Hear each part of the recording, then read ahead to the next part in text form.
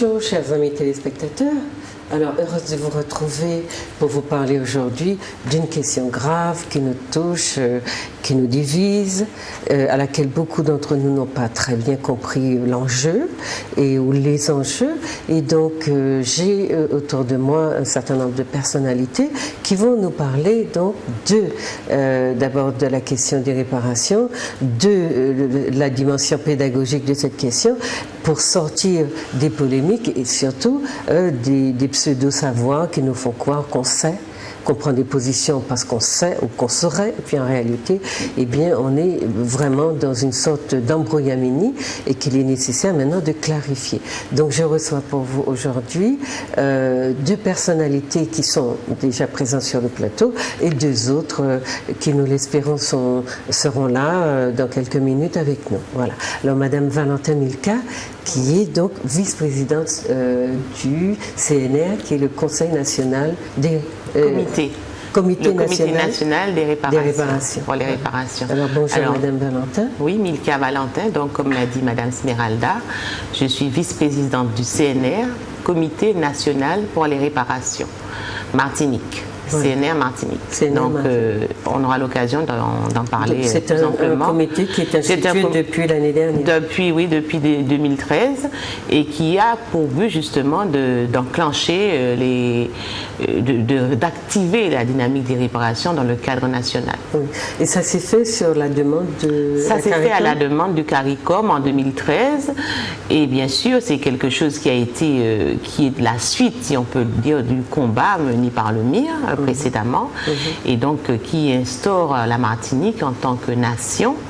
Dans le cadre donc de ce cadre national, les États de la Caraïbe ont démarré de façon formelle la quête des réparations, et donc nous ont demandé à nous, Martiniquais, de nous instituer en tant que comité national.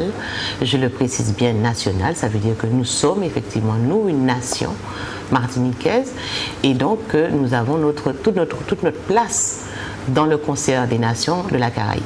Voilà. Et ça signifie aussi que eh bien, nous ne sommes pas isolés, puisque c'est une dynamique qui est maintenant transcaribéenne. Elle touche toute la Caraïbe, et en plus, elle demande à chaque région, pays, parce que nous sommes une nation sans État, comme on le dit, donc de prendre aussi position. De prendre position, effectivement, et elle dépasse même le cadre de la Caraïbe, puisqu'elle aussi englobe l'Amérique entière, et même aussi les diasporas qui sont donc dans le monde, répartis dans le monde, et qui seront justement concernés par la question des réparations. D'accord.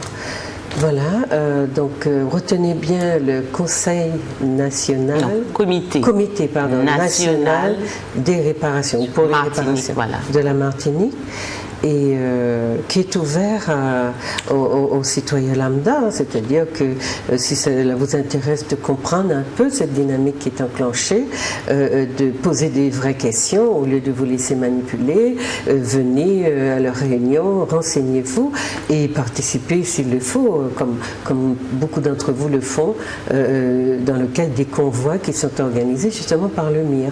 Alors ici sur le plateau, j'ai aussi Madame Myriam Malsa, qui est, elle, vice-présidente du MIR Martinique. Oui, bonjour Juliette, bonjour téléspectateurs, téléspectatrices. Oui, donc le mouvement international pour les réparations, qui est donc un mouvement qui est issu de nombreux combats, en fait, qui ont débuté en 92 avec la création du CIPN, Comité international des peuples noirs, qui, en fait, à l'époque, a fait une réponse directe aux Européens qui célébraient les 500 ans de l'arrivée de Christophe Colomb aux Amériques, la découverte des Amériques par Christophe Colomb.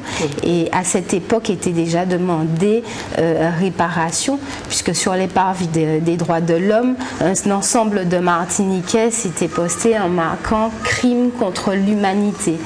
En fait, donc voilà, donc il y a eu 92, puis 98, il y a eu la grande marche qui a eu lieu à Paris où des associations caribéennes, africaines se sont mobilisées pour réclamer réparation. Et ce n'est qu'en 2001 qui était créé le MIR, Mouvement international pour les réparations, dans le cadre du convoi, convoi qui est une action forte du MIR qui a lieu chaque année au mois de mai.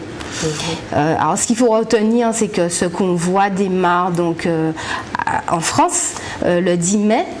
Depuis quelques années, en fait, puisque le 10 mai, c'est la date de commémoration nationale pour la France. Oui. Pour la France. Après, continue donc en Martinique le 22 mai.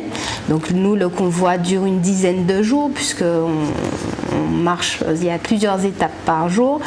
Et ensuite continue. Une étape sur plusieurs.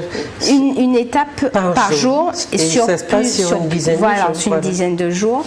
Et puis, donc, continue le 27 mai en Guadeloupe et le 10 juin donc, en Guyane. Donc, il y a une véritable démarche. Alors, l'objectif, c'est en fait de se retrouver, de commémorer nos ancêtres et se rappeler ce combat majeur qu'ils ont fait et qui vise à avoir leur liberté. Et surtout, donc, on s'est rendu compte aussi, les membres du MIR en 2001 se sont rendus compte que le 22 mai était un peu devenu trop festif et était un peu dévoyé. Donc l'objectif, c'est durant un plus grand laps de temps, mobiliser les Martiniquais sur l'importance de ce combat qu'ont mené nos ancêtres et continuer la lutte vers les réparations, puisque et voilà. Pour la liberté. Alors, chers amis, je vous rappelle que beaucoup d'entre vous, effectivement, s'inscrivent dans le cadre de la dynamique du 22 mai qui est de commémorer l'abolition de l'esclavage, mais de manière effectivement très festive. Vous croyez que c'est un jour de congé comme un autre. Voilà, la société peut-être favorise ce type de comportement, mais je vous rappelle que jusqu'à aujourd'hui, la Martinique a été construite par des milliers d'esclavagés, qu'ils ont été déportés dans beaucoup de violences et que pendant près de 200 ans, c'est le système esclavagiste qui a dominé sur cette terre. Je vous demande de vous rappeler que vous ne savez toujours pas où sont enterrés vos ancêtres, que vous ne vous êtes jamais posé la question, peut-être que vous voulez le poser, mais que la société n'y a pas apporté de réponse, la question de savoir pourquoi les Africains de la Martinique n'ont pas eu droit à un lieu de commémoration et ne l'ont toujours pas. Donc nous allons un petit peu parler du Memorial Act de la Guadeloupe avec tout ce que vous avez dû déjà entendre à propos de cette curieuse organisation à l'intérieur même du mémorial, cette curieuse organisation de l'histoire. Et donc, pour comprendre l'action du MIR, qui est aussi parfois dévoyé par des médias qui font de la contre-propagande, il faut que vous sachiez que le premier objectif des convois, c'est de se rappeler ces ancêtres-là, les commémorer leur disparition, ou, leurs actions, le fait qu'ils aient été à la base de la construction de cette société dans les conditions que vous savez, pour que vous ayez, vous aussi, en tant que citoyen lambda, envie de réclamer à la société un lieu, une stèle, un mémorial où vous pourrez aller allumer une petite bougie s'il le faut, si ça vous paraît important, comme vous allez à l'église allumer des bougies, ou bien apporter des fleurs, mais d'une certaine façon, vous rappelez que vous vous inscrivez dans une lignée et que tous ceux qui vous ont dit que il faut oublier l'esclavage parce que ça n'a pas de sens, qu'il faut avancer, aller de l'avant, eh bien, qui se rappelle et que vous vous rappeliez aussi qu'aucun peuple ne peut vivre sans mémoire et surtout sans cette mémoire douloureuse, en essayant de l'évacuer de la manière la plus déshonnête qui soit, sans se donner les moyens d'avoir un lieu de respect et de commémoration de ces ancêtres-là.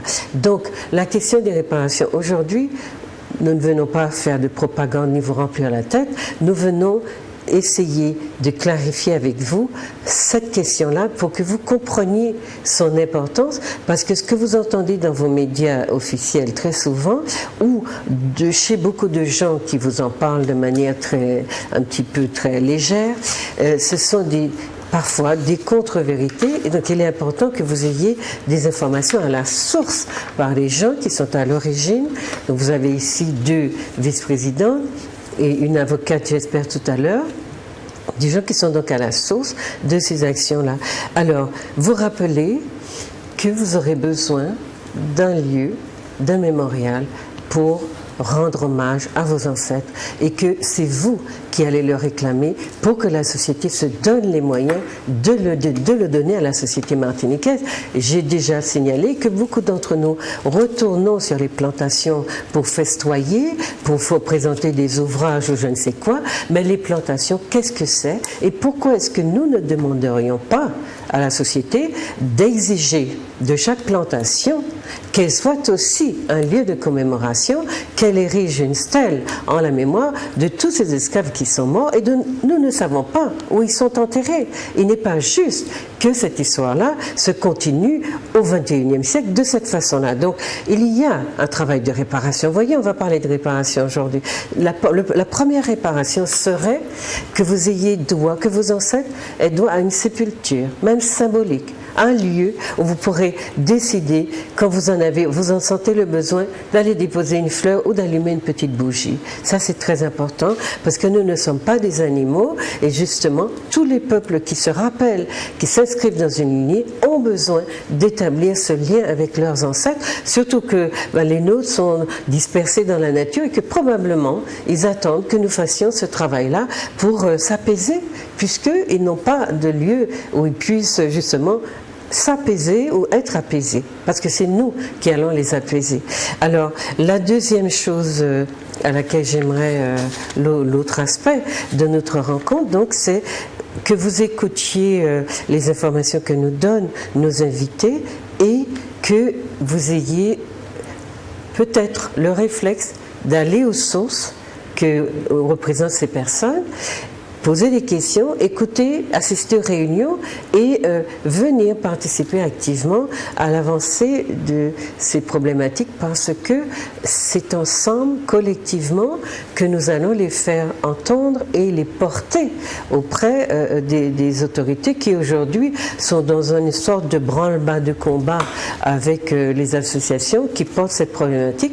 Et vous avez dû le voir, vous le sentez probablement, que l'enjeu est assez important pour qu'il y ait sans arrêt, des coups portés à l'écriture, à l'histoire, des tentatives de la relire, de la réécrire, et puis surtout, une chose qui est importante, qui est un panneau un piège dans lequel beaucoup d'entre vous tombent, c'est le fait que c'est nègre qui vend nègre. Donc ça c'est affaires nègre, débrouiller causot en zot. Non. Même si ce sont les nègres qui ont vendu des nègres, l'argent n'est jamais retourné en Afrique. C'est pour ça que l'Afrique est dans cette situation-là. Alors, si l'argent est resté en Europe, c'est aux Européens qu'il faut demander des comptes et non pas aux Africains. Parce que de tout temps, on a assisté à des systèmes qui se mettent en place et qui utilisent les populations qui sont sur place pour, dans leur projet, le projet d'exporter les Africains, de les déporter plutôt, n'a jamais été un projet africain. Il a été un projet occidental. Ils avaient besoin de main-d'œuvre et ils sont allés en Afrique la chercher. Ils l'ont kidnappée très souvent, violentée et ils sont arrivés dans les conditions que vous savez. Donc il ne faut pas vous laisser distraire et perdre de vue ce qui est important dans cette problématique. Ça n'est pas qu'on vous dise que c'est nègre qui vend nègre. Si ça s'est passé, c'est parce qu'il y a des conditions qui ont été mises en place pour que les nègres collaborent, mais ils n'étaient que des collaborateurs. Tout le bénéfice de la traite négrière est resté aux Européens. C'est cela qui est important. Voilà, alors donc on va vous écouter toutes les deux. Donc Madame Valentin Milquin, vous êtes du CNR qui a le projet d'étudier la question des réparations dans notre société. Oui. Alors comme vous l'avez dit, le projet donc des réparations est un projet de taille, est un enjeu majeur. Pour l'avenir, on peut même dire de l'avenir du monde, l'avenir des sociétés africaines ou des afro-descendants, mais aussi du monde.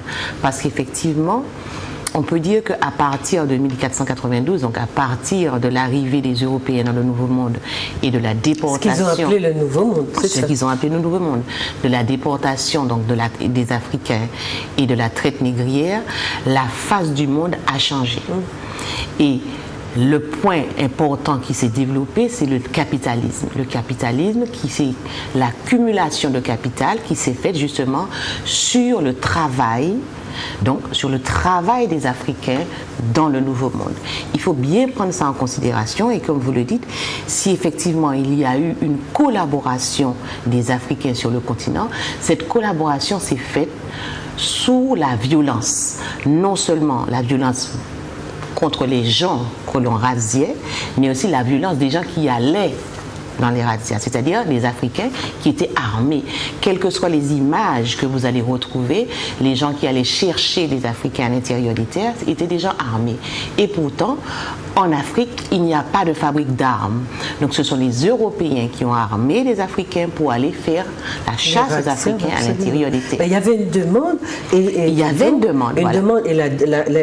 Les personnes qui sont à la source de cela expliquent ça très bien. Il y avait une demande et la pression qui était exercée sur les pays africains faisait que même entre eux, des guerres ont été déclenchées pour répondre à la demande des Absolument. Donc c'était un impératif qui était fait sous peine d'être détruits eux-mêmes. Donc tout compte fait, c'était une espèce de réaction de sauvegarde des gouvernements, des États à l'époque, des nations, parce que justement, ils avaient pointé sur eux tous les canons, tous les fusils des Européens qui arrivaient sur les côtes. Parce que justement, ces Européens, quand ils arrivaient sur les côtes, la première chose qu'ils faisaient, ils construisaient des forts.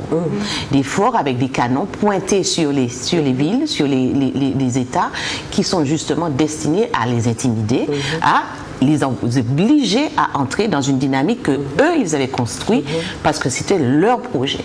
Donc il faut bien comprendre ceci. Donc s'il y a eu effectivement un projet, le projet est européen. Il est européen et les retombées économiques sont aussi européennes. Ouais. Ce qui veut donc dire qu'aujourd'hui, lorsque nous rentrons dans la dynamique des réparations, c'est que nous avons compris et nous avons démasqué l'Europe. Cette Europe qui dit effectivement qu'elle apporte la civilisation, qu'elle apporte le bien-être, ce qu'elle dit encore aujourd'hui, qu'elle apporte la démocratie ailleurs. Et chaque fois qu'elle dit qu'elle apporte la démocratie et la civilisation, on voit qu'elle apporte avec des armes, avec la violence contre les peuples. Donc elle ne l'apporte pas, elle l'impose. Donc elle l'impose. Elle l'impose au bout de son fusil. Ce qui veut donc dire que les processus, les procédés n'ont pas changé. Et les Africains étaient dans le continent africain, ils étaient libres.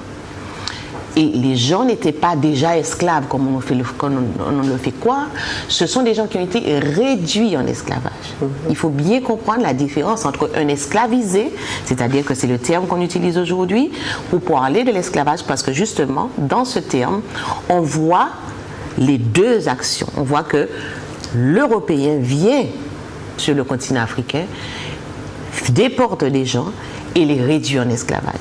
Donc ici, on n'a pas le statut qui est imposé à ces gens que l'on déporte, est un statut d'esclave. Donc ils ne sont pas esclaves d'origine, de nature, par nature. Donc c'était des gens libres.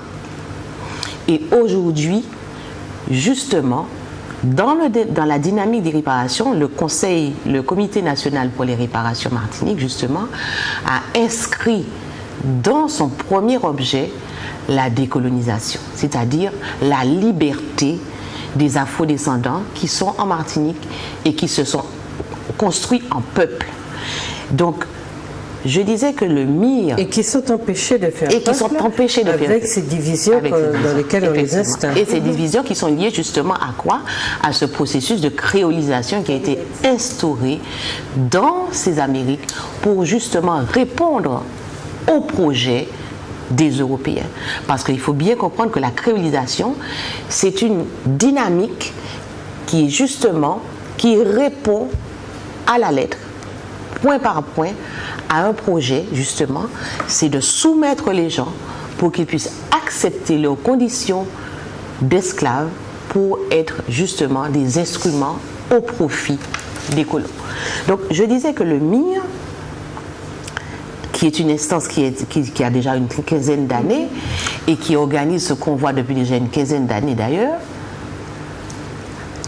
donc le MIR a pratiquement été, si on peut dire, la marraine du CNR, puisque justement c'est par les actions du MIR qu'on arrive justement aujourd'hui à créer ce comité national pour les réparations, puisque justement c'est l'action ou l'activisme du MIR qui a donné naissance, et puis qui vous interconnecte avec d'autres États de la Caraïbe. En France notamment, d'autres États de la Caraïbe, et puis il y a un mouvement international. Voilà. Donc ça vous connecte, et c'est ce que je disais tout à l'heure, vous n'êtes pas seul. On n'est pas Alors, seul. si vous voulez bien, on va recevoir notre prochain invité, enfin d'autres invités qui avaient eu un petit contretemps, et on va écouter un petit clip de Lauriane Zacharie. Voilà, chers amis, l'invité que nous attendions, ça n'est pas celle-là qui s'est présentée, donc il faudra encore attendre un petit peu. En attendant, le CNR a présenté un peu ses actions, et le MIR se trouve aussi lié ou relié, connecté au CNR. On peut expliquer de quelle façon? Ah oui, complètement, puisqu'en fait, le MIR, comme a dit Minka, est marraine un peu du CNR, parce que le MIR a pour but donc, mouvement international le mouvement pour les réparations a pour but donc il y a plusieurs sections, donc il faut le rappeler, il y a la section Martinique, France, il y a une section Guyane, Guadeloupe également, et donc en Afrique également, il y a quelques personnes qui représentent le MIR, et en Europe aussi, il y a MIR Europe, qui était représenté d'ailleurs lors de la dernière conférence sur les réparations à New York. Voilà, donc le MIR a pour but de réunir en fait tous les chercheurs, toutes ces personnes qui travaillent sur la question des réparations, et à les inviter à présenter au public, diffuser en fait ces travaux durant le convoi, notamment, puisque le convoi n'est pas qu'une manifestation où les gens marchent en mémoire des ancêtres, mais il y a aussi une partie intellectuelle, pédagogique en fait, qui vise à parler de l'avancée de cette question en fait. Donc à chaque convoi, il y a une conférence qui est organisée, où déjà 15e édition, on a eu à recevoir beaucoup d'érudits, des femmes. Je pense au professeur Jeffries, il y a Omotunde qui était reçu, il y a la fille de Malcolm X, il y a donc toutes ces personnes en fait qui dans leur milieu travaillent sur cette question. Et donc le MIR a une deuxième action forte, qui est l'action juridique, qui va être développée par l'avocate Maître Claudette Duhamel, qui est une action c'est une assignation en fait de l'État français, qui a été faite en 2005 avec une deuxième association, c'est le Conseil mondial de la diaspora panafricaine. Et cette action vise à exiger de l'État français qu'il puisse reconnaître le principe des réparations, qui est un principe qui vise en fait à reconnaître notre humanité, cette humanité qui a complètement été détruite lors de cette déportation, ce qu'a développé Milka tout à l'heure. Enfin, juridiquement, ils ont essayé de détruire l'Africain, mais il y a une civilisation africaine dans toute la Caraïbe qui montre que justement leur projet, c'est elle qui a permis d'ailleurs à ces contrées totalement soumises à une violence inouïe, qui a permis qu'il y ait de l'humanité dans ces contrées encore aujourd'hui. Voilà. Donc le projet, c'était bien de les détruire humainement. Oui, c'était ça. Mais l'Africain, c'est la plus vieille engeance de l'humanité, et il avait de la ressource, mais ça n'explique pas qu'on considère qu'il ne mérite pas réparation et qu'aujourd'hui on lui fasse les entourloupes qu'on lui fait là aujourd'hui, en comparant son sort à ceux des immigrés qui s'échappent de leur continent et qui coulent comme par hasard d'ailleurs dans la Méditerranée. C'est un propos qui doit véritablement être interrogé sur toutes ces facettes pour qu'on comprenne que derrière l'armée de scientifiques, historiens, pseudo, etc., il y a véritablement, j'allais presque dire, une dépense à laquelle l'État est prêt à faire face pour créer le discours qui va empêcher que les Africains ou les Noirs ou les Afro-descendants comprennent le sens de ce qui s'est passé historiquement. Et cette volonté-là, elle coûte de l'argent, puisqu'on paye les historiens très cher, on leur donne des prix, on demande à nos, entre guillemets, intellectuels locaux, on va dire locaux régionaux, de participer de cette mascarade ou à cette mascarade et d'être ceux qui vont se faire le relais. Alors peut-être que là nous avons nos petits Wanègres et peut-être que c'est ceux-là qu'il faut interroger. Alors vous voyez, vous vivez peut-être parfois de manière très directe ce qu'a pu être en Afrique la collaboration de Wanègres au projet occidental. Voilà. Vous avez vu que vous avez l'équivalent aujourd'hui, parce que rappelez-vous, le projet n'est pas à nos intellos, à nos intellectuels.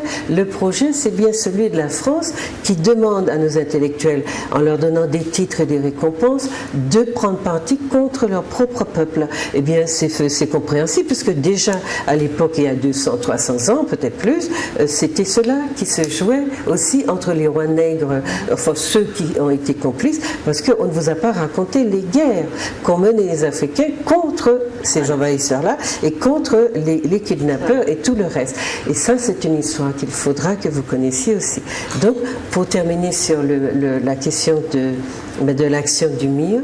Donc je voulais rebondir quand même pour dire que tous ces outils, tous ces chercheurs qui contribuent à l'avancée du projet européen, donc c'est en fait c'est cette créolisation dont parlait Milka, c'est-à-dire formater en fait, on va dire le disque dur qui est en nous, c'est-à-dire enlever toute notre spiritualité, toute notre culture et tout ça, pour en faire des personnes qui fonctionnent comme les Européens le souhaitent, quoi, et pour pouvoir encore une fois les enrichir.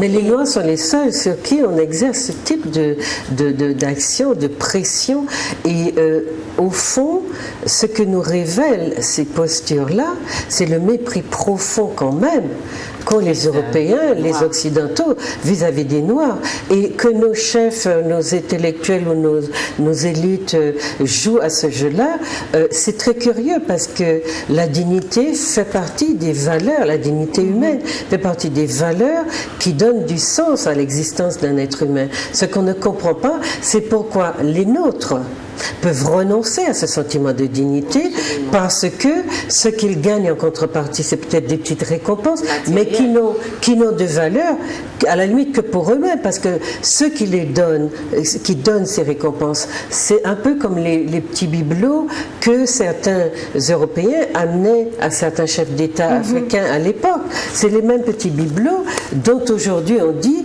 que c'était pas de la vraie, c'était de la verroterie sans valeur, qui était construite construit à destination des chefs d'État africains dont on dit qu'ils ont collaboré. Eh bien, les nôtres ne sont pas sortis de la petite verroterie, puisqu'ils sont contents, puisque les récompenses qu'on leur donne sont très souvent fabriquées pour eux et dans du matériel en chrysocale le plus souvent, puisque ça ne concerne, ce sont des petites récompenses qu'ils ne peuvent mettre que éventuellement sur leur petite commode pour se renvoyer à eux-mêmes leur propre image. Alors la dignité humaine, celle pour laquelle nous nous battons, nous les citoyens lambda, nous la société dite civile, eh bien nous aimerions que ça soit une valeur que cultivent nos élites.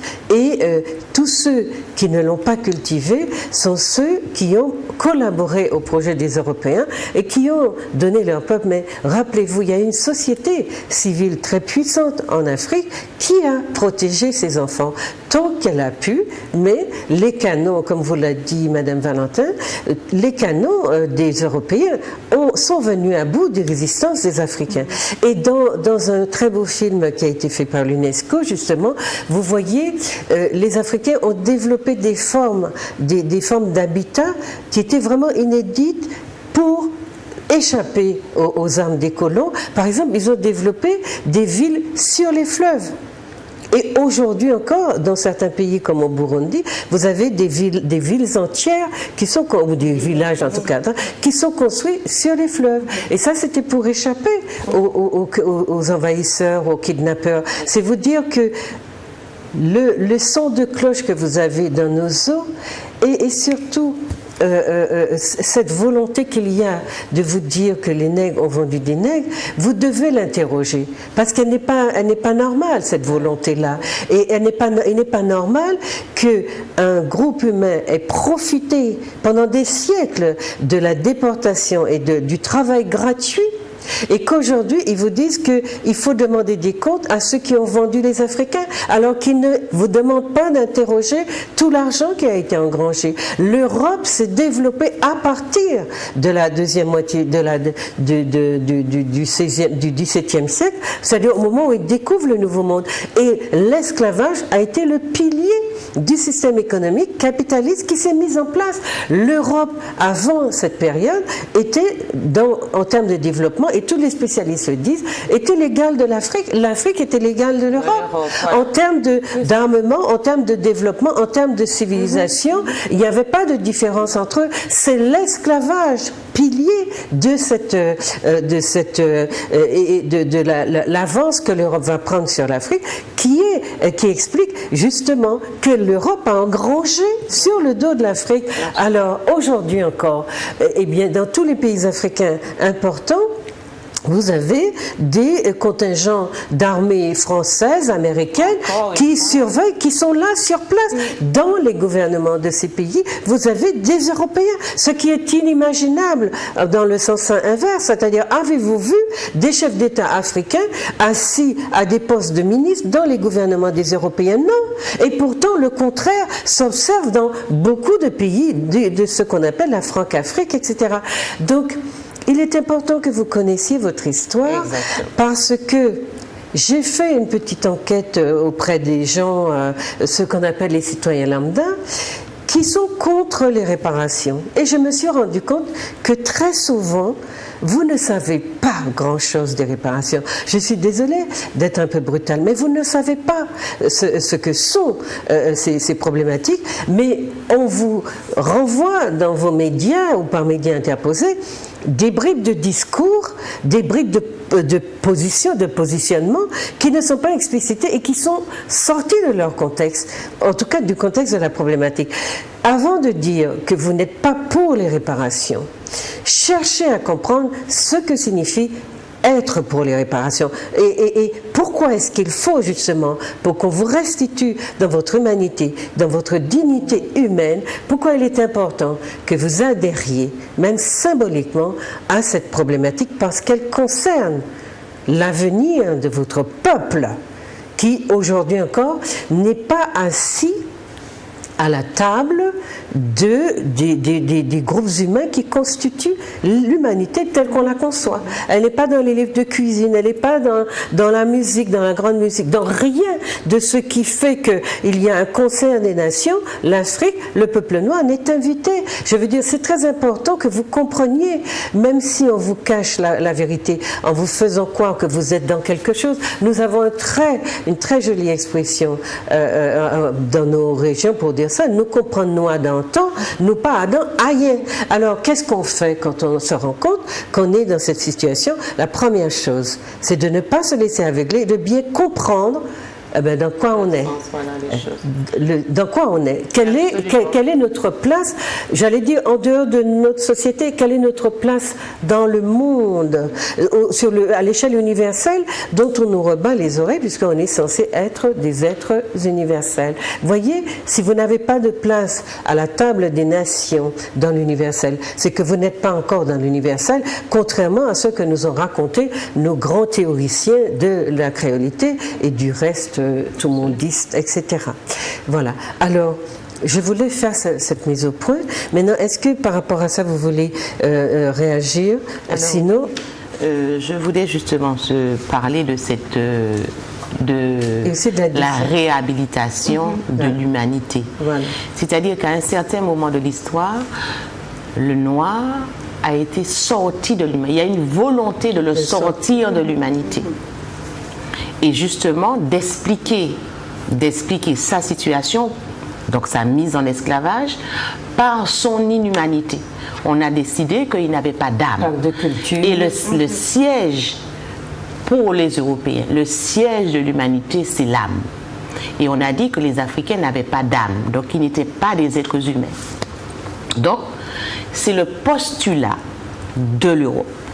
Donc, sorti de l'humanité pour justifier que, et donc normalement, selon les Européens, donc l'esclavage, tout compte fait, est avec comme objectif de les réhumaniser, de leur donner une âme, puisque effectivement de leur apprendre à devenir des êtres humains par le biais de l'esclavage, donc par le biais de la créolisation. Et de l'esclavage, du système le plus déshumanisant qui puisse exister. Et prétendre humaniser par la violence, un système qui est extrêmement déshumanisant, c'est très curieux comme calcul. Oui. C'est-à-dire qu'il y a une espèce de contradiction vraiment immonde dans... Et c'est ce qui fait qu'aujourd'hui, nos afro-descendants, nous disons que nous ne voulons pas parler de réparation. Parce que tout compte fait, nous adhérons à cette vision de l'Europe, que l'Europe nous a donné de nous-mêmes. Nous dire, eh bien non, mais l'esclavage t'a fait du bien. Il y en a qui cherchent des aspects positifs en 2005, hier, Sarkozy nous a parlé des effets positifs de la colonisation et de la créolisation. Et c'est ce qu'aujourd'hui nos gens nous disent, mais oui, mais c'est ici que vous êtes nés. Vous êtes nés dans les cales de bateaux, vous êtes nés sur la plantation, et c'est la plantation qui vous a tout donné. Et c'est la plantation qui a fait de vous ce que vous êtes aujourd'hui, donc glorifié. Et que notre petit peuple nous dit mais si Pateni Bétier, voilà, nous pas vivent. Alors que c'est le contraire, justement. Nous sommes socialisés par la France et par nos anciens colons. C'est cela aussi qu'on doit comprendre. C'est-à-dire que nous sommes formatés pour reproduire leur discours et pour nous oublier dans ce discours-là. Alors hier, il y a quelqu'un, j'ai entendu, quelqu'un m'a dit mais nous sommes une grande famille à la Martinique. Il y avait de grandes histoires d'amour. On s'aimait. Et puis c'est eux qui donnent du travail. Sinon, qu'est-ce qu'on serait? Même pas ça fait un patate. Exactement. Donc voilà, il y a ce discours qui nous a construit, qui est confusionnel, mais qui nous construit et qui fait que nous n'allons pas offenser le maître en lui demandant des réparations. Et puis en étant ingrat. Et puis qu'est-ce qu'il y a à réparer? Nous sommes bien. Oui. C'est ce que les gens disent. Nous sommes bien, nous sommes assimilés, nous sommes bien, nous profitons de toutes les splendeurs de l'Europe, nous avons des voitures, nous avons des maisons, nous travaillons, etc. Que voulons-nous de plus? Et à côté de tout ça, nous avons un code noir qui n'est pas aboli. Alors, on est heureux de nos grosses Mercedes, voilà, on est puissants, d'être des affranchis, sous-humains dans de grosses Mercedes. Donc, ça il faut bien comprendre que la dynamique des réparations, c'est une dynamique qui réclame que le noir soit sur le même pied d'égalité que le blanc et qu'il ait justement qu'il soit réhabilité dans son humanité, tout simplement, dans sa dignité humaine. Et justement, ça implique aussi que l'autre qui s'est posé en tant que supérieur, en tant que maître de l'humanité, maître de nous en tant qu'Africains, et bien que lui-même, il reconnaisse qu'il a commis une forfaiture et que cette forfaiture-là, il doit l'avouer. Et c'est en cela que justement réside la puissance de la réparation.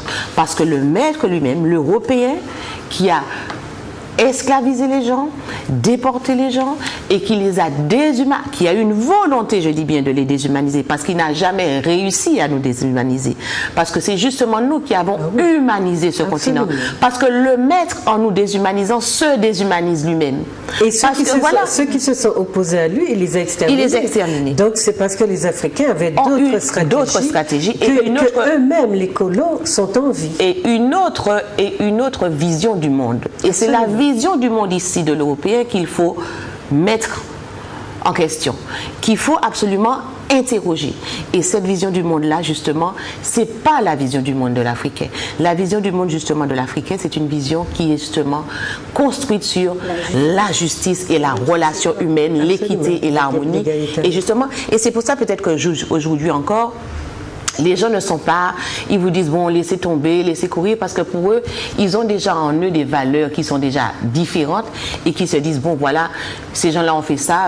Mais non, mais il faut justement, c'est grave. Mais c'est grave parce qu'on s'est habitué à vivre en tant que sous-humain. Il faut sortir de ça. Et dire, attirer l'attention des gens sur le fait que on est cimenté dans des comportements qui font que nous acceptons nous-mêmes, qu'on nous définisse comme des sous-êtres et que nous n'ayons pas d'exigences. Parce que le combat qui se mène actuellement, c'est qu'il ne faut pas que vous ayez des exigences. Ça, c'est des exigences que peuvent avoir des êtres humains. Mais vous n'en êtes pas. Pourquoi vous l'ouvrez? Et puis c'est nous qui avons à vous dire ce dont vous avez besoin. Que je vais vous donner. Exactement comme l'a fait le président pour Haïti. Haïti actuellement, il leur a dit aux Haïtiens, vous avez besoin d'école. Vous avez besoin non, c'est un pays souverain qui peut utiliser, il utilise comme il le souhaite l'argent, cet argent restitué par la France. Non, mais je veux dire que c'est quand on pense à tout ce qui est en train de se faire à partir d'un raisonnement, enfin d'une certaine rationalité, on est quand même surpris du bas niveau d'estime que les Européens nous portent. Absolument. Parce que ça, on ne s'autoriserait pas à dire ça on ne s'autoriserait à dire ça à aucun autre peuple de la planète. Et puis je veux dire, on a des élites qui sont à côté et qui sont stoïques, qui font comme s'ils n'ont rien entendu et qui sont dans le protocole.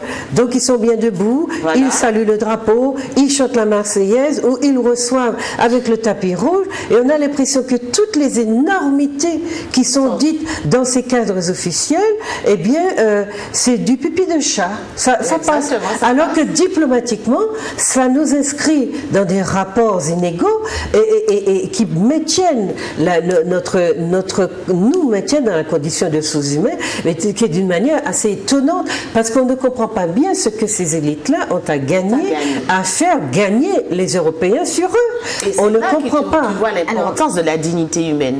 Absolument. Ces gens-là ont fait totalement de leur dignité humaine. Ils n'ont pas cultivé. Et on se rend bien compte que c'est justement sur cela que le système européen s'appuie. Parce que justement, ce sont ces collaborateurs dont tu parles, qui sont nos anciens collaborateurs, qui ont soi-disant vendu les nègres à l'époque. On est dans les mêmes, on est dans les mêmes stratégies, dans les mêmes dynamiques et les mêmes stratégies de l'Europe. Et les mêmes dynamiques des collaborateurs.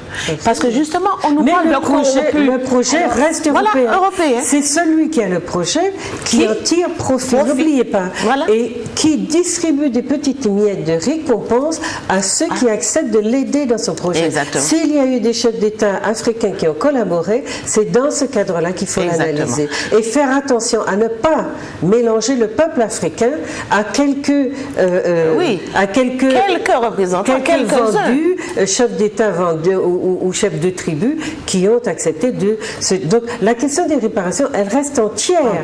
Il vous faut dans un premier temps bien comprendre pourquoi il est nécessaire de discuter. Les premières raisons vous ont été données par mes invités. Nous ne sommes pas encore investis de notre humanité pleine et entière. Autrement dit, le fait que le Code noir ne soit pas encore abrogé signifie que nous sommes dans le statut de mi-affranchi ou d'affranchi et que nous sommes des sous-humains aux yeux du monde, aux yeux de la France en tout premier. Et je crois que de nous maintenir dans ce statut de sous-humain explique qu'elle soit si décomplexée et si arrogante quand elle vient nous parler de ce dont nous aurions besoin, ou quand elle vient nous dire pas question de réparation, ou quand elle vient nous dire réparer, comme elle l'a dit à Haïti, mais c'est moral, alors qu'elle a fait quoi? Qu'elle était dans une dynamique de réparation, comme dans la loi Taubira, qu'on a un peu substantialisé. Donc, bien comprendre pourquoi les réparations sont nécessaires. On vous a mis en avant des questions d'argent. Les gens qui se battent pour la question des réparations ne sont pas d'abord dans des questions d'argent. Et ne croyez pas que c'est un gros ballot qu'on va vous poser au mi-temps de la société martiniquaise et puis ailleurs et qu'on dira mime, prends, et puis c'est là qui est plus débrouillé à qui n'y l'en met plus longtemps, c'est eux qui mettez l'en main à ceux en premier. C'est cela que les médias vous présentent comme étant les réparations. Les réparations, ce ne sont pas d'abord des questions d'argent, c'est d'abord nous restituer dans notre humanité. Mais ce sont aussi des questions d'argent, puisque tout ce qui a spolié l'Afrique pendant des siècles et qui a fait aussi que vos ancêtres ont travaillé gratuitement pendant 2 siècles et qu'aujourd'hui encore, les 3/4 sont sur le bord du chemin parce que le système ne leur permet pas de s'intégrer, de fonder des familles, d'être dans une vie d'humain, tout simplement, eh bien, tous ces coûts-là, ce sont des coûts dont l'Europe a profité et la France en premier chez nous, eh bien, il faut que vous compreniez qu'il y a besoin de reconsidérer ces partages qui ont situé donc les Blancs très au-dessus du groupe des Noirs, qu'il faut qu'aujourd'hui encore, ils sont les privilégiés de cette société. Et ça n'est pas parce qu'ils sont Blancs, c'est parce qu'ils ont été le groupe dominant. Et quoi qu'ils disent en essayant de rendre racistes ceux qui posent la question des réparations, ne tombez pas dans ce piège. Il y a bien économiquement des dissensions qui se sont installées parce que tous les bénéfices du travail gratuit des Africains ont été aux Blancs, ou aux Européens, ou aux colons, si vous préférez. Donc là, pour finir avec cet aspect-là, il faut que vous compreniez que la question financière, elle va se poser, mais c'est pas un ballot d'argent qu'on va poser au milieu de la société, comme je vous l'ai dit. C'est une question qui se tranche transversalement, c'est-à-dire par un tribunal international, et qui décide de projets dans lesquels on va investir des fonds pour permettre aux populations défavorisées de réaliser et puis de se prendre en charge. Les gens ne veulent pas être soutenus par un petit SMIC qui a plafonné leur vie à 400 € ou aujourd'hui un petit RSA et qui en font des mendiants et qui en font des gens assistés. Il faut que nous reprenions notre dignité en acceptant aussi d'être dans des vies où nous sommes utiles à nos sociétés. Quand vous sortez les 3/4 de la population du circuit économique en l'assistant avec 400 € et en plafonnant sa vie entière et celle de sa descendance, eh bien, vous l'exterminez d'une certaine façon. D'ailleurs, elle s'auto-extermine puisque les gens ne sont pas occupés, n'ont rien à faire et la délinquance se développe, vous l'avez vu. Donc nous sommes nous sommes dans des démarches de réappropriation de notre dignité d'être humain, mais aussi de rappel que les ressources, vous l'avez entendu maintes fois, les ressources ont été inégalement réparties parce que le travail gratuit n'a profité qu'à une catégorie de la population, mais les réparations aussi, puisque les seuls qui ont bénéficié de réparations sont les colons. Vous savez, pour la perte de leurs outils de travail, ils ont été dédommagés et ils ont pu investir cet argent dans des banques et constituer un capital qui aujourd'hui leur permet d'affronter confortablement les aléas de la vie. Il y en a même qui sont parmi les plus riches de nos sociétés. Alors, vous voyez bien que quand vous entrez dans ce combat-là, en disant « oui, mais pas pour les réparations, qu'ils a fait l'argent et ça », essayez d'abord de comprendre la problématique des réparations. C'est pour ça que nous sommes là aujourd'hui. Et essayez surtout de comprendre que vous aussi, vous avez le droit d'avoir envie de bénéficier des fruits du travail de vos ancêtres et des fruits de votre propre travail. Et que vous avez le droit d'avoir envie que vos enfants aient une place dans ces sociétés, qu'ils ne soient pas obligés de s'exporter et qu'ils ne soient pas obligés de ne faire que des petits boulots pour survivre, sans rien, sans donner aucun espoir à leur descendance. Parce que cela signifie que vous acceptez que nous soyons une société en décadence, en perte de vitesse, subissant un génocide qui est de plus en plus évident et vieillissant et disparaissant. Donc nous n'avons fait qu'un petit passage sur Terre et nous allons disparaître comme les peuples premiers ont disparu. Alors qu'est-ce qu'on veut? La question des réparations, c'est celle-là qui nous permettra aussi de survivre en tant qu'entité humaine qui a mérité sa place sur Terre. Voilà. Donc la question des réparations, effectivement, pourquoi l'Europe refuse de l'entendre et de l'intégrer? C'est parce qu'on ira vers l'inversement total du système actuel. L'ordre mondial sera bouleversé, en fait, puisque de toute façon, ça ne peut puisqu'on demande une restitution, en fait, de toute cette richesse vers l'Afrique, vers tous ces pays qui ont subi, en fait, ces crimes contre l'humanité. Et donc c'est pour cela des compensations. Oui, et c'est pourquoi il y a ce refus magistral, ce mépris, cette hypocrisie, en fait, des chefs d'État européens, mais surtout du chef d'État, des chefs d'État français. Premièrement, avec la loi de 2001 de reconnaissance des crimes que sont l'esclavage, la déportation et la réduction en esclavage, reconnaissance comme crime contre l'humanité, la loi dite Taubira, qui en fait était, ça a substantiellement été enlevé, qui est la question des réparations. Et puis après, donc, on voit Sarkozy qui va en Afrique et qui dit devant ces chefs d'État africains qu'ils n'ont rien apporté à l'humanité. Ouais, ça encore, ils ne sont pas entrés dans l'histoire. Ils ne sont pas entrés dans l'histoire, donc c'est encore. Mais ils ont caché tous les livres d'histoire des Africains, c'est normal qu'ils ne soient pas entrés dedans. Donc, et puis, le dernier exemple en date, c'est celui de François Hollande qui, en Martinique, même pas en Guadeloupe, qui compare donc l'esclavage à cette immigration massive sur les côtes européennes, dont on connaît l'origine, qui est justement encore cette déshumanisation en Afrique, et puis aussi le pillage et les richesses qui nous mène en Afrique, voilà. Les Européens. Et puis la fameuse réhabilitation, soi-disant, d'Haïti, avec cette restitution des à peu près 20 milliards de dollars à Haïti, et ce mensonge magistral, en fait, à la face du monde, où tous ces médias étaient présents, pour pouvoir, en fait, ensuite se justifier. Et les Noirs n'ont eu que quelques secondes pour se réjouir, et pouf, c'était comme une baudruche. Tout s'est dégonflé parce que le président aurait commis une bourde. D'accord. Et c'est lui qui dit à Haïti que ce peuple doit faire avec cet argent qui... En plus, c'est 50 millions d'euros, c'est-à-dire 400 fois moins que ce que doit l'État français à Haïti. Oui. Donc, mais je crois que c'est normal que la France soit la puissance la plus méprisante envers les Noirs.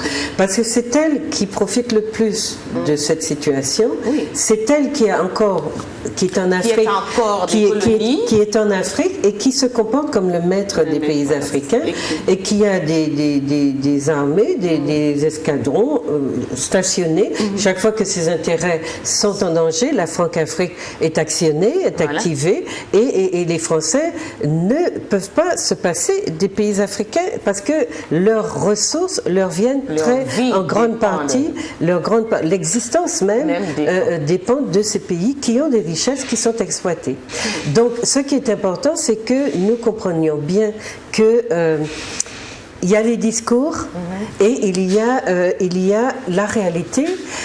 Vous n'êtes pas sans savoir que les guerres ne sont pas que avec des Kalachnikov et des canons, mais aussi la guerre idéologique, elle existe. Et c'est celle-là qui nous est menée ou qui vous est menée.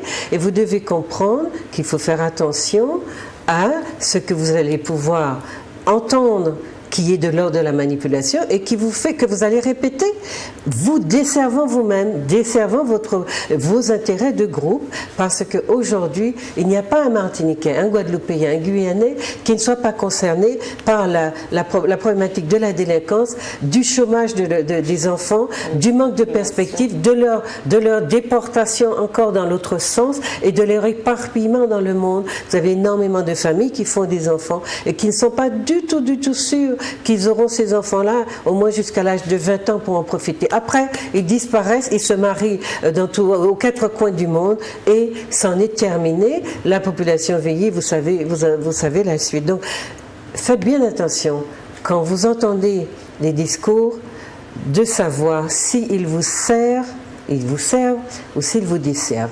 Et c'est en tant que collectif que nous saurons réagir et non pas individuellement en allant dans les forums raconter tout et n'importe quoi. Il vous faut avoir une discipline qui est celle d'abord de comprendre la problématique des réparations. Voilà. Alors nous allons recevoir maintenant Maître Duhamel qui a pu se libérer et qui va s'installer. Voilà, les choses sont un petit peu comme ça. Non, on va prendre une chaise à côté. Non, vous restez là. Alors, excusez-nous, chers téléspectateurs, c'est un petit peu comme ça, mais voilà. C'est pas tous les jours comme ça, c'est pas toutes les fois comme ça, mais nous avons besoin de toutes nos invités. Donc, voilà, Myriam Malsa, qui est vice-présidente du MIR, va rester avec nous et nous ajoutons à notre quota d'invités Madame Maître Duhamel que vous connaissez et qui est donc Maître Duhamel va nous dire donc ça fonctionne. Il y a une autre chose dont j'ai oublié de parler, c'est que le MIR aussi a une exigence non négociable et dit que donc la décolonisation donc est consubstantielle aux réparations, puisqu'on l'a vu, on l'a vu comment les pays de la CARICOM se sont rendus compte, ça fait 30 ans, une trentaine d'années que ces pays sont indépendants et qui n'ont pas atteint leur pleine souveraineté par le fait que il y ait cette comment on va dire ça, cette réparation ce poids colonial aussi sur le système. C'est comme si vous partez, c'est comme chez nous, c'est exactement l'équivalent est à faire. Vous avez des colons qui ont été indemnisés et qui ont décollé très vite, et vous avez la masse du peuple qui n'a rien reçu et qui a trimé comme nos petits paysans, qui ont trimé pour accumuler un petit capital, permettre à leurs enfants de travailler, mais le retard économique qu'ils prennent, et il y a des gens qui vous font croire que c'est une question raciale. Elle est raciale parce que ceux qui sont au pouvoir l'ont racisée, mais elle est d'abord une question économique d'inégalité. Voilà. C'est comme si vous étiez sur un starting block et qu'on avait mis votre bloc à 10 km en arrière de celui du premier. Mais forcément, dans la course, vous voyez bien qu'il va gagner parce qu'il a toutes les chances de gagner puisqu'il a les capitaux qu'il faut au départ. Donc, comprenez bien que c'est c'est parce que vous avez été au départ desservi que vous êtes en retard, entre guillemets. Et c'est pas parce qu'il manque des petites cellules dans votre cerveau, comme on vous l'a dit. C'est pas parce que votre crâne est plus petit que vous êtes, que les craniologues on vous ont dit que vous êtes moins intelligent que les autres. C'est d'abord comment les Occidentaux ont organisé leur avance sur vous. C'est cela qui doit être joué dans la balance pour vous donner des arguments, pour comprendre que vous aussi, au lieu de répéter les arguments des autres et de vous desservir, vous aussi vous avez le droit au bonheur, vous avez le droit d'avoir une place dans ce monde. Et surtout, vous travaillez, le génie de votre peuple est au service du bien-être des Européens. Vous avez le droit de travailler un peu pour vous, pour que ce génie vous serve aussi. Absolument. En tant que groupe. C'est à tout cela que nous aimerions vous inciter à réfléchir. Et la décolonisation est très importante, voilà, tu veux dire, parce qu'effectivement, même dans le cadre des sociétés qui sont déjà dites décolonisées, parce que nous on nous dit que nous sommes décolonisés puisque nous sommes départementalisés.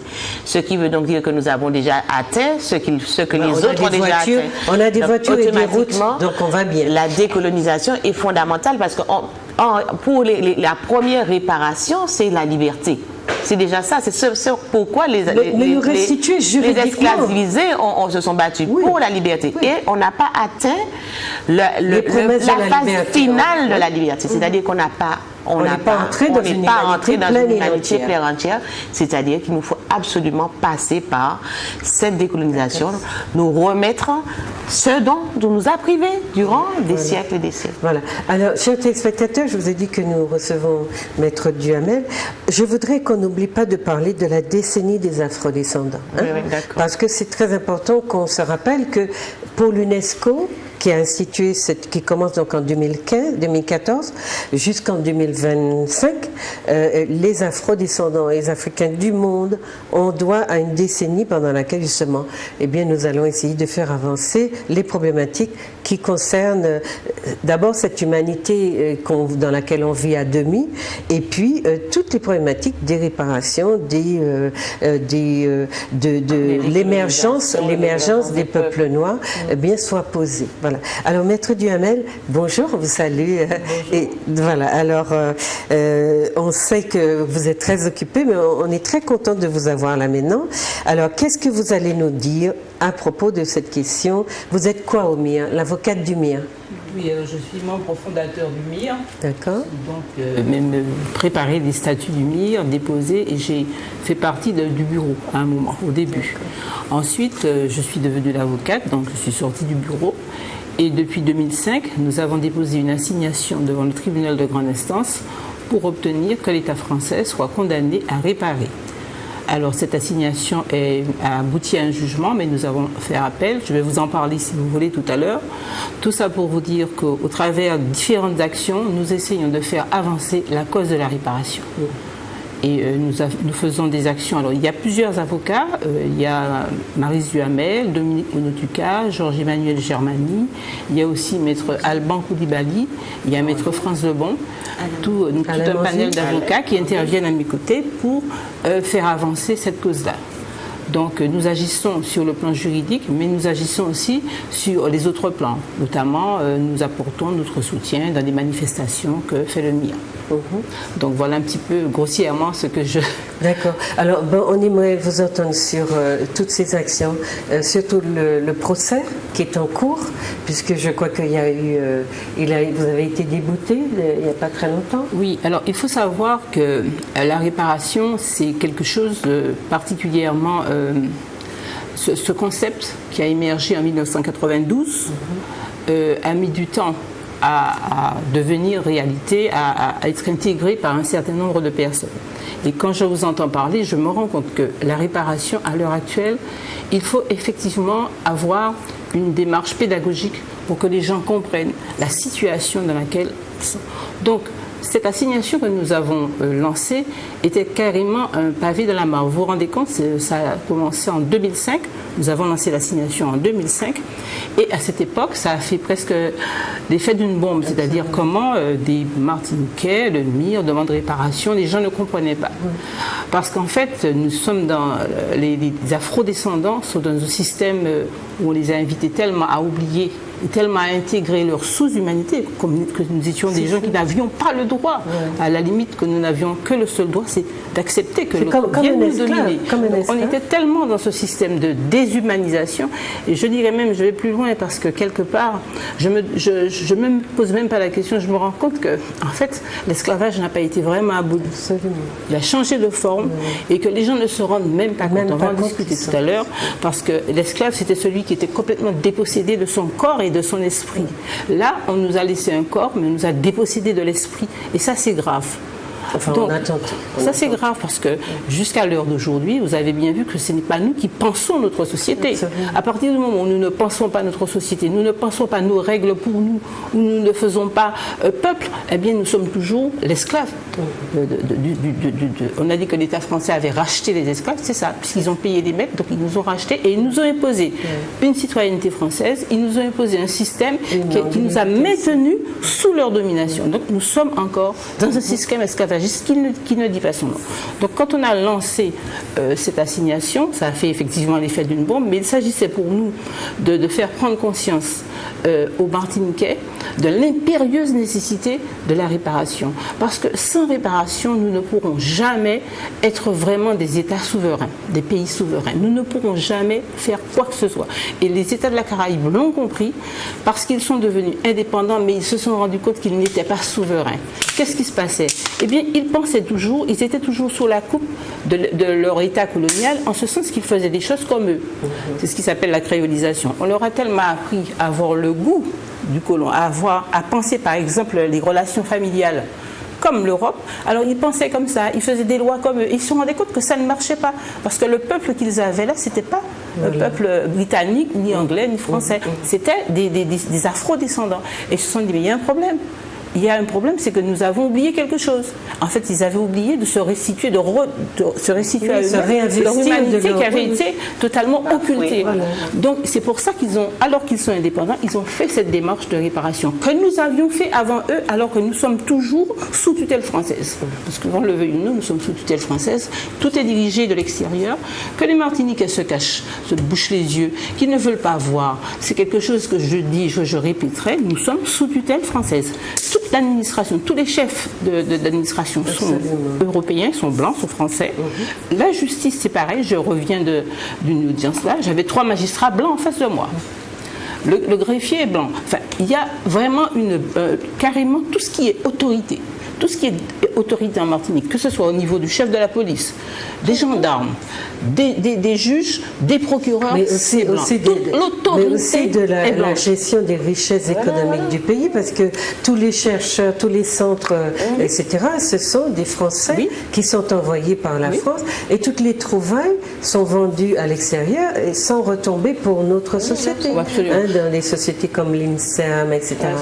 Voilà. Donc on a pris quand on prend conscience de ça, quand on est dans ce pays, qu'on prend conscience que tout ce qui est autorité administrative, mais aussi, comme vous dites, autorité, on n'en parle même pas. On sait bien que les béquets détiennent tout. Ils détiennent tout au point que, en fait, les autorités administratives qui sont là, qui sont blanches, elles sont quasiment à leur botte.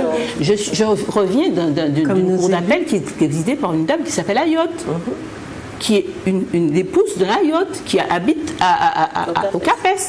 Et cette dame, elle est présidente de la chambre sociale, une chambre qui juge des affaires de litige de droit du travail. Vous voyez un petit peu comment ça se passe. Alors qu'on ne vienne pas me dire qu'il n'y a pas un système esclavagiste qui ne dit pas son nom. Nous sommes sous cette domination, nous sommes sous ce système. Donc c'était important pour nous de faire cet électrochoc qui a eu quand même un certain effet. Qu'est-ce que nous demandions? Simplement, nous demandions à la France, vous avez pris un texte en 2001, la fameuse loi Taubira, qui reconnaît que l'esclavage et la traite négrière est un crime contre l'humanité. À partir de là, tout crime entraîne réparation. C'est un système juridique français imparable. Et c'était là que nous allions voir effectivement qui était en face de nous. Et quand ils nous ont dit que nous n'avions pas droit à réparation, ça veut dire que ils nous ont dénié le droit que tout être humain a d'obtenir réparation. Et c'est là que nous avons pu démontrer et puis il y a une contradiction dans leur loi même, puisque logiquement, si la loi reconnaît qu'il y a crime, la réparation suit. Or, on vous dit que vous êtes un crime, vous avez subi un crime, et on vous refuse la réparation. C'est ce qu'ils disent.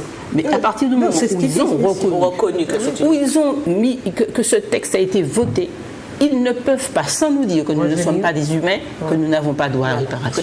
Parce que c'est le principe, un principe de base, le droit à réparation de toute personne qui a subi un crime. Donc un crime, en plus, le crime contre l'humanité est devenu un crime imprescriptible depuis très longtemps. Donc un crime imprescriptible, nous avons tout à fait le droit de demander réparation. Alors il y a eu, je ne sais pas si je peux parler des événements du procès, nous avons vu comment l'État français s'est démasqué. Il y a eu des choses assez extraordinaires qu'on nous a dit. On nous a dit oui, mais c'était légal à l'époque. Il y avait des textes qui prévoyaient vous vous rendez compte, on aurait c'est-à-dire l'esclavage était légal.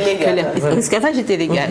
Et on a bien évidemment répondu que ça ne pouvait pas, on ne pouvait pas dire qu'un système qui prévoyait la réduction de personnes humaines en esclavage serait un système légal.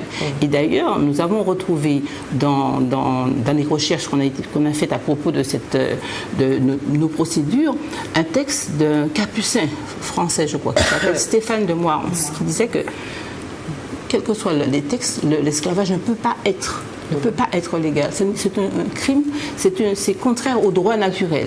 Mais il y a un élément de plus, c'est que l'esclave, il y a les systèmes esclavagistes qu'ils ont eux-mêmes institués chez eux, entre eux, mais c'est que dans l'esclavage transatlantique qui a concerné les Africains, c'est la première fois dans l'humanité qu'on a transformé des êtres humains en meubles.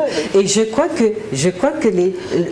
juridiquement, par le Code noir, on a transformé les Africains en meubles, non? Oui, ils ont dit, il y a un article qui prévoit que disons que l'esclave est un meuble. Et c'était un moyen pour nous dénier tout droit et pour nous doter tout droit à penser, à nous mouvoir, à exister, à l'existence, parce qu'un meuble n'a pas d'existence. Alors je sais qu'il y a des gens, il y a un dénommé Niort là qui vient me dire oui, mais on vous a reconnu une humanité puisqu'on disait qu'il fallait vous baptiser et vous convertir à la religion catholique. Alors je réponds d'ores et déjà, c'est grave de dire ça. Parce qu'en fait, même si vous faites une fiction, disons que l'esclave est meuble, l'esclavagiste qui est devant le noir, il sait très bien qu'il a affaire à un humain, même s'il le dit meuble. Et qu'est-ce qui se passe? Pour que ce meuble-là ne devienne pas, ne fasse pas valoir son humanité, eh bien, c'est ce que Dominique Monotuka décrit dans son livre Moon, il va le créoliser. Et c'est pour ça qu'il va le baptiser. Et c'est pour ça qu'il va lui inculquer ses goûts. Parce que ce meuble, c'est une fiction juridique, mais ce meuble, il sait très bien que ce meuble, c'est un être vivant de chair et de sang. Donc, quand il le baptise, quand il lui impose ses goûts, quand il lui dit, bon, il faut s'habiller comme ci, comme ça, il en fait son meuble, son objet, et en ne lui permettant pas de penser par lui-même. Il faut qu'il pense comme le maître. Et il va le créoliser. Et c'est ça le crime contre l'humanité, la gravation du crime.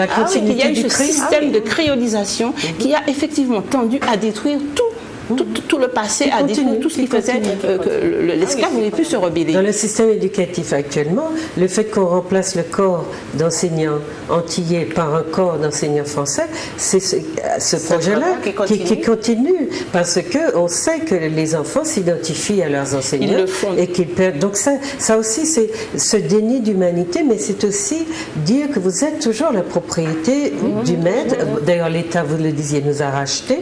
Donc, on est la propriété d'État et il décide de notre sort comme il veut. En faisant vraiment, comment on dit ça, en évacuant totalement l'idée qu'on venait d'une civilisation, aidée en cela par les idéologues de la créolité qui ont dit que sorti de la cale du bateau, eh bien ça n'était fini de l'Afrique. Donc la France est vraiment aidée par des négriers de chez nous, là, des petits négriers. Il faut savoir, ils sont aidés par des créolisés. Je ne peux pas tirer sur une ambulance. Je parle parce que moi, les créolisés, c'est comme si je tirais sur des gens qui étaient malades.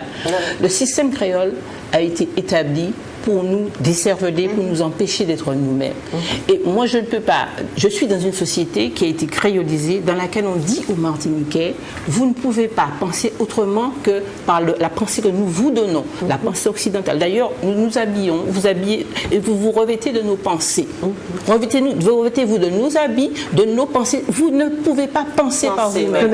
Et donc, cette créolisation-là a généré ça. Je ne peux pas en vouloir aux gens qui sont créolisés finalement, parce que je me dis, j'essaie de les réveiller. Parce qu'en fait, ils sont victimes. Vous réalisez. Ils sont virulents envers vous. Hein? Ils sont virulents, mais moi, ça ne me dérange pas. Moi, ce que je veux, c'est une prise de conscience. Voilà, c'est ça. Je ne vais pas leur... il faut leur expliquer ce qui s'est passé. L'esclavage a duré 3 siècles. Un enfant qui naît dans un système comme ça, il est bébé. Et on lui dit, dès le départ, tu es une sous-humanité, tu vas faire comme le maître, tu vas adopter la culture du maître et tu n'existes pas par toi-même, tu existes autant dans l'histoire du maître. On va lui apprendre les Gaulois, le Moyen-Âge, du Guesclin, Roncevaux, etc. Il va connaître tout ça. Aujourd'hui, il vous dit, je ne veux pas entendre parler d'esclavage, mais vous lui posez une question sur ce qui s'est passé à Roncevaux avec Roland et tout ça, il va vous dire, vous lui posez une question sur ce qui s'est passé sur Jeanne d'Arc, il va vous dire, mais l'esclavage, je ne veux pas. C'est comme ça. Et c'est ça qui est terrible. On ne peut pas en vouloir à ces gens à qui on n'a jamais permis de penser à leurs ancêtres un instant. Et moi, je dis qu'il faut se battre pour décréoliser. Et on ne va pas décréoliser en tirant sur... Pour moi, ces gens, ce sont des malades. Ils sont dans une ambulance et il faut les soigner. Alors, revenir au procès. Donc, vous êtes débouté parce que, d'abord, ça crée un choc énorme dans l'opinion, mais aussi, surtout en France, et même chez les magistrats. Absolument. Et on est débouté, mais c'est une victoire, aussi bizarre que ça puisse paraître. Parce qu'ils ont commencé par nous dire, vous savez, c'était légal. Et le tribunal a répondu. Alors ça s'est passé un petit peu, je ne vais pas parler de la procédure, mais il y a eu une première réponse du juge qui a dit, mais on ne peut pas dire que c'était légal parce qu'il y avait violation des libertés individuelles et qu'il y a un article qui proscrit ça. Ça, c'était une première victoire. Donc, le tribunal est compétent et on continue la procédure. Après, ils nous ont dit, ah oui, mais vous ne pouvez pas intervenir en tant qu'association pour un peuple. Il faut que les gens interviennent individuellement. Qu'à cela ne tienne, on a convoqué, on a eu beaucoup de Martiniquais qui ont répondu à l'appel. Et vous savez, nous, Martiniquais, pour que notre action soit admissible par un tribunal, il fallait que nous fassions la preuve de notre afrodescendance, de l'ascendant qui est esclave. Que vous avez du sang africain, oui, c'est ça. Vous savez que quand vous arriviez en Martinique, on vous privait de toute votre identité, on vous donnait quasiment un numéro, on vous renommait, aller pour des Martiniquais, remonter, et c'est ça qui est terrible, remonter, à prouver, à chercher, avant 1848, l'ancêtre, c'est pas facile. Mais c'est aussi dans le sang, on vous demande de prouver que dans le sang, alors qu'on n'a jamais demandé à d'autres peuples. Non, on nous demande ça, on nous demande de faire la preuve. Mais il faut que les Martiniquais le sachent d'ailleurs, si vous voulez aujourd'hui adhérer à ces mouvements, on vous demande de prouver que vous avez une ascendance africaine. Il faut que vous le sachiez, ce qui ne se fait avec aucun autre peuple, parce qu'ici, il y aurait eu, je ne sais, des populations venues d'où, et ça ne serait pas des afro-descendants. Donc il faut le prouver.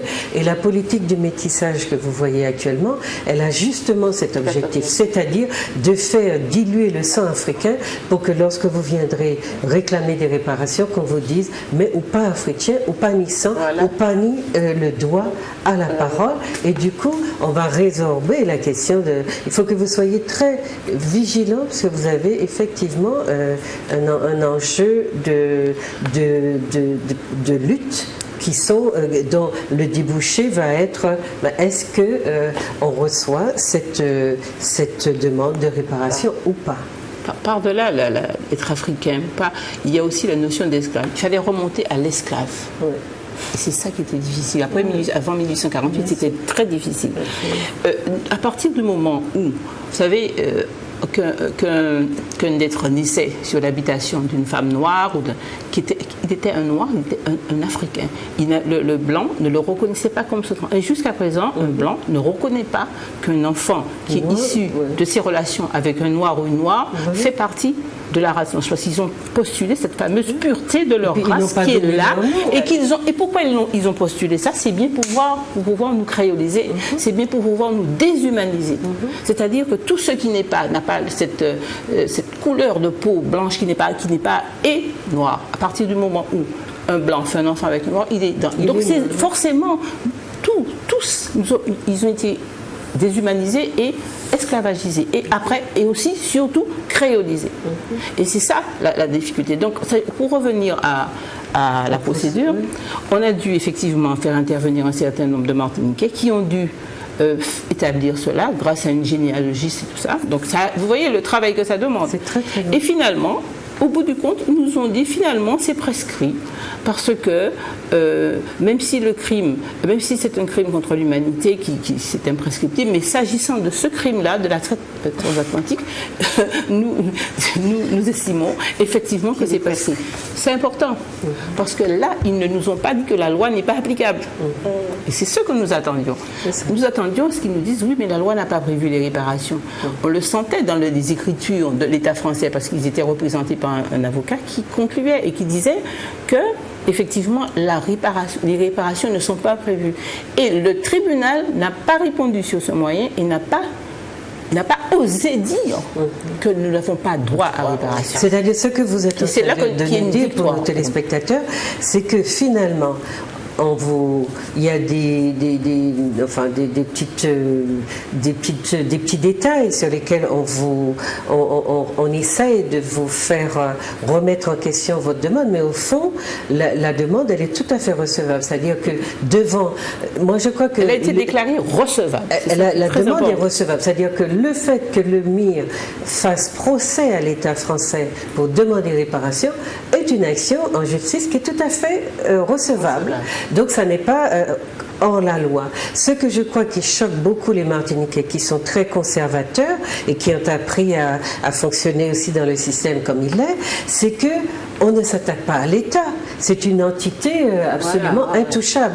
Et je crois que ce qui peut gêner, c'est que, eh bien, justement, c'est une action contre l'État. Et même l'État, qui se croyait tout puissant, se rend compte que ceux dont on a dit qu'ils ont des demi-cerveaux, ces gens-là qu'on a maintenus dans l'état de sous-humain sont en train de nous attaquer, nous, puissance coloniale. Et puis nous, vrais, dotés de tout notre cerveau, pas seulement d'une petite partie, eh bien nous sommes en train d'être attaqués par des... Voilà, alors je pense que ça y a une entité qu'il faut bien attaquer, c'est l'État français.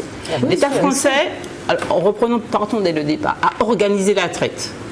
Nous savons que l'État français a donné des subventions, a donné de l'argent, a permis aux gros navires, aux gros possédants négriers pour aller là. Il y a eu même des canons qui ont été donnés. C'est pour ça qu'il faudrait qu'on fasse peut-être une émission plus tard sur cette histoire des nègres qui ont vendu des nègres. Oui, ça ne s'est pas fait comme ça. Absolument. Parce qu'ils sont pas arrivés comme des gentils garçons. Vous nous donnez deux petits nègres? Non.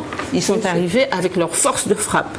Et ils ont obligé les Africains à vendre. Et aujourd'hui, ils obligent... Après combien de siècles? Et nous avons des histoires de résistance terrible de rois africains qui ont été massacrés parce qu'ils n'ont pas voulu. Donc ils ont été contraints de le faire. Et ils l'ont fait effectivement. Mais ils ne l'ont pas fait comme ça parce que c'était des... Mais aujourd'hui, ils ont la même chose par nos élites créolisées qui collaborent. Je vous dis que je ne vais pas tirer sur une ambulance. Moi, je ne tire pas sur une ambulance. Pour moi, ces gens-là ne sont pas bien. Ils n'ont pas encore compris qui ils sont.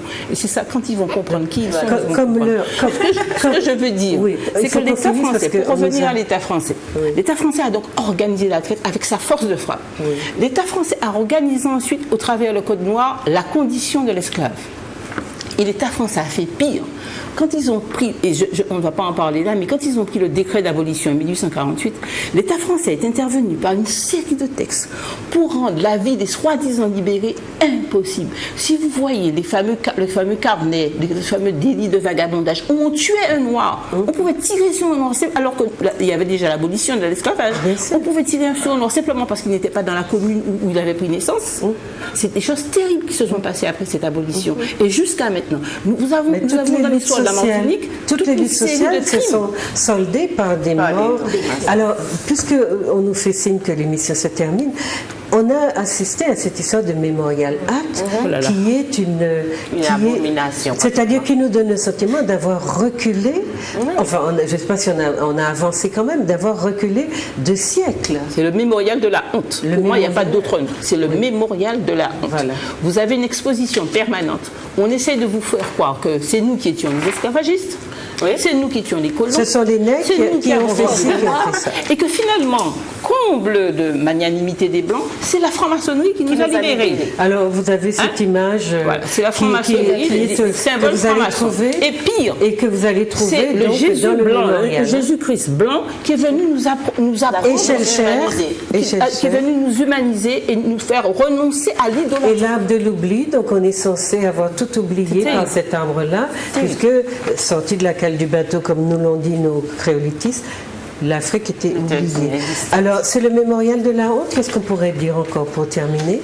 Oui, mais je crois qu'effectivement, il faut bien comprendre ici que c'est le colonialisme qui est à l'œuvre. Chaque fois que le colonialisme vous fait croire que vous avez avancé 2 pas, vous avez en fait reculé de 3, 4 pas.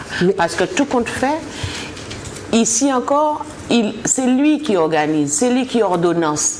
Donc c'est son projet qui est en route. Et son projet ici, c'est encore une fois de nous réinscrire dans tout ce qui a toujours été inscrit, c'est-à-dire les nègres ont vendu les nègres. Nous n'avons rien à réclamer et aujourd'hui, nous allons encore repasser, les gens qui viendront visiter, repasser devant cette histoire pour qu'elle puisse encore s'intégrer encore plus dans notre cerveau.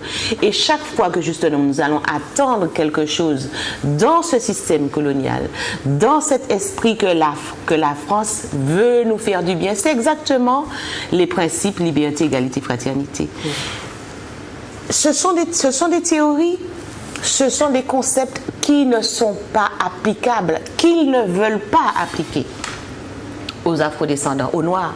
Ce sont des principes qui sont là uniquement pour eux, mais nous sommes tellement crédules que nous croyons qu'effectivement qu'il y a une générosité. C'est-à-dire qu'on nous a présenté ce monument comme étant un espace dans lequel pour les afrodescendants. Alors, je veux juste vous rappeler. C'est un espace pour eux. Non, c'est un espace.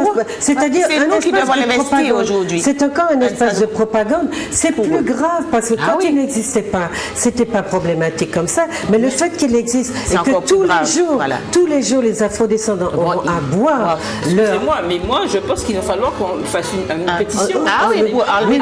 Alors, on nous met la musique. On va.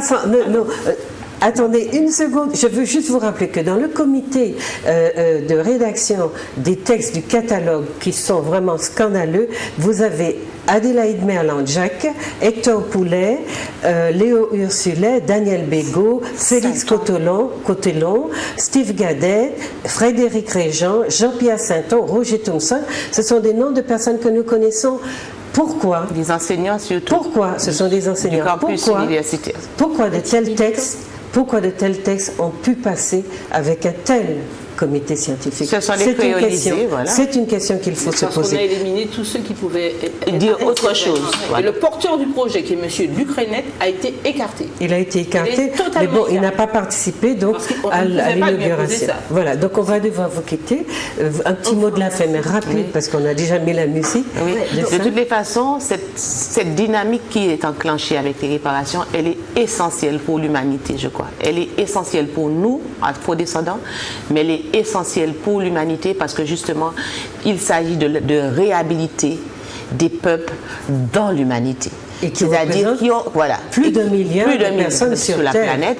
Et en plus de ça, et surtout du rôle important qu'ils ont joué dans l'humanité bien avant l'esclavage. Et je crois que c'est ce rôle-là qu'on leur demande d'oublier. Oui, donc cette question des réparations, c'est un enjeu majeur du XXIe siècle et on demande en fait aux Martiniquais d'être attentifs aux différentes actions qui vont être menées par le MIR, notamment des actions d'autoréparation, parce que là, je pense qu'on va relancer la demande de débaptiser les rues d'esclavagistes et autres actions comme ceci en Martinique. Et marcher, c'est rendre hommage à vos ancêtres aussi. Et Claudette, alors? Oui, nous sommes dans la décennie des afrodescendants. Voilà. Je crois qu'il faut que nous profitions de cette décennie pour faire une action pédagogique, d'abord sur nous.